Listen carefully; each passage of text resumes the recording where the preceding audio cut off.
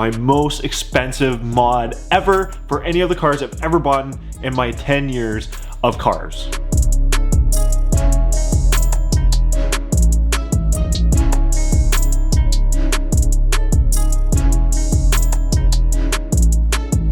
This is hands down the craziest thing I've ever done to any of my cars. You guys probably know air suspension costs so much money and it's so much more complicated than coilovers. And well, we're taking that risk this year. At the beginning of the year, I told you guys that I wanted to win an award with the MazdaSpeed 3 at a show this season. And well, air suspension is just one of those things that sometimes you just need to help you get that upper advantage. I got amazing deals on this kit and that's why I went with this route. I brought this airlift manifold compressor and this tank already set up on this false floor for a really good price. And then I had to find the actual airlift suspension itself, which I found brand new with the rear shocks for the MazdaSpeed 3 that someone wanted to get rid of. I snatched these for a killer price. So all in all, this didn't cost me any more than a pair of like really high-end coilovers when air suspension can reach up over 4 or 5 grand like really easily. And so that's what we're going to be doing today on the MazdaSpeed 3.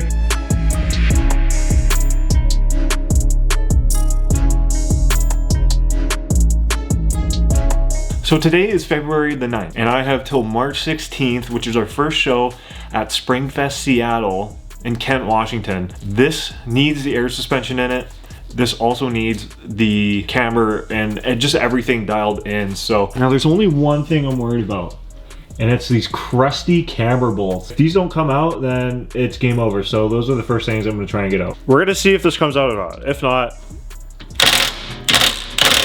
let's go. Not good, boys, not good. It is officially on. That was the only thing stopping me from doing that. And also the extremely cold weather, because it just snowed. It's really cold.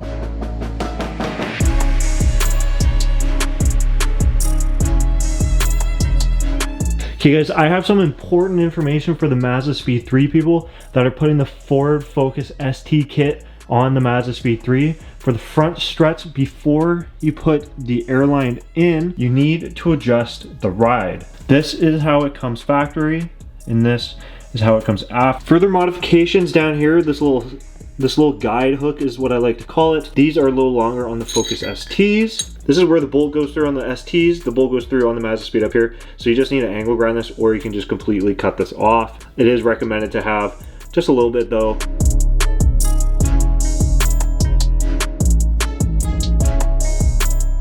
For the rear shock setup, we are using Coney yellows.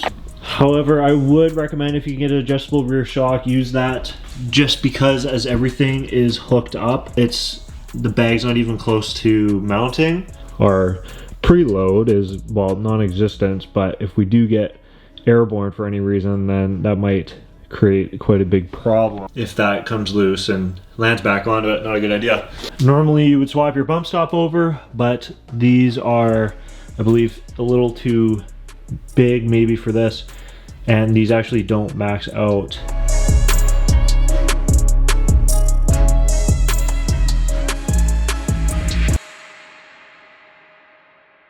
Okay, hi, I'm back, and well, the car is pretty much done. I just finished hooking up every single thing to the manifold, and before I start by putting air in this for the first time, I'm gonna run you guys through the setup. Air struts front and rear are fully put in with the air lines running into their respectable places. The wiring harness comes from the passenger side and runs all the way to the driver's side where our signal tap has gone into the fuse box and our harness is plugged into the battery. Driver's side air line goes through the hood latch release hole through the firewall in the back of the battery, follows around the inside of the car all the way to the back of the truck. Same thing on the passenger side, except the harness and the air line for the passenger side go through this grommet that there is behind this heat shield in the firewall, runs along the car. Enters airline with the harness. Holes in the bottom of the trunk for the rear lines for the rear bags come up to the respectable spots in the manifold. Exhaust out the bottom. Our air trap is mounted to the side of the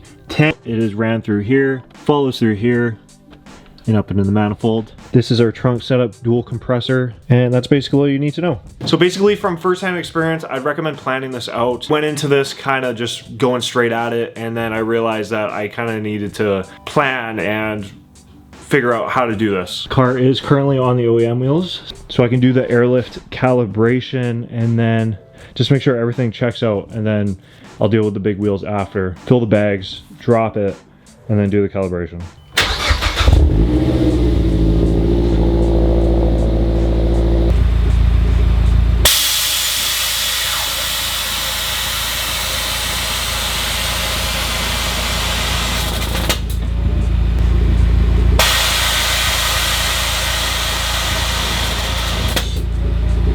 Okay, so the whole system's been calibrated now, and I drove it yesterday to work, and everything seems good. I did all my tests, everything's running good now. So now we gotta get off these wheels and onto the actual wheels. Pretty much put our actual wheels on. Behind the bumper, we have this really big fender clip. I know I'm gonna have to chop quite a bit of it off, so that's gonna be probably our first step.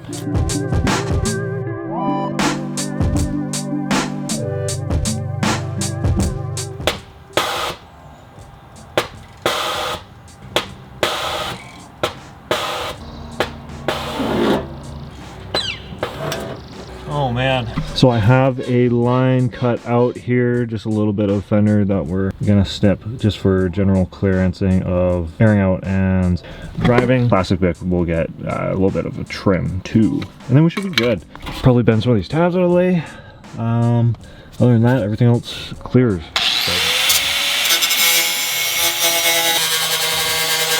So I'm gonna go ahead and test this again and just see if I need any more. Pretty good. It's pretty much right on the spot, which means I should be able to drive at my regular height with no rubbing issues. And after a little bit of trimming, we are perfect. This is as low as it will go in this tire size due to the pinch weld at the top of the fender. It is bent in. With that being said, I am happy with this height. So I'm thinking rears are going to be the least maintenance. Realistically, we only have like this weird inner portion, which I just might have to cut out, and I think the fender tab's in there somewhere too, but we'll find out. When I checked, I think the rear camber was like perfect. So let's go ahead and drop it down slowly and see what happens. Clear, rubbing a bit. Holy shit. I can't go anymore. Bruh. Like this side's in. Should we bring the fronts down now and see? Because I'm kind of concerned a little bit.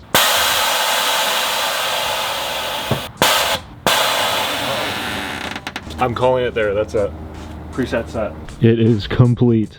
We have officially bagged the MazdaSpeed 3. And the best part is I still have my front fender liners. So like now that it's over, what do we do? Man, that is crazy. Go. You guys can literally see where I scratched. It's so close. It's incredible. Well, with that being said, you guys know what time it is. Let's take a look at this thing in its prime.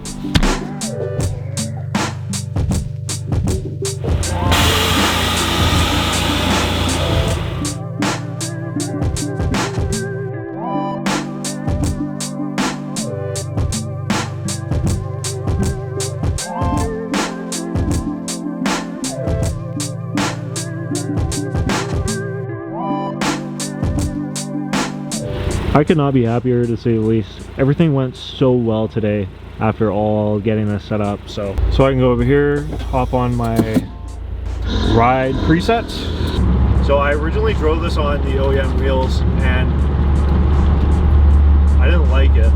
I can't tell you guys how much better it feels on these big wheels. My alignment's also really bad. So far I don't hear anything gnarly, and I'm hitting some good bumps here. So I'm gonna wash the car, and the best part about bags is, well, now I'm OEM height and I can clean all up in there and not have to worry about being too low. There's one more weekend left until Springfest Seattle.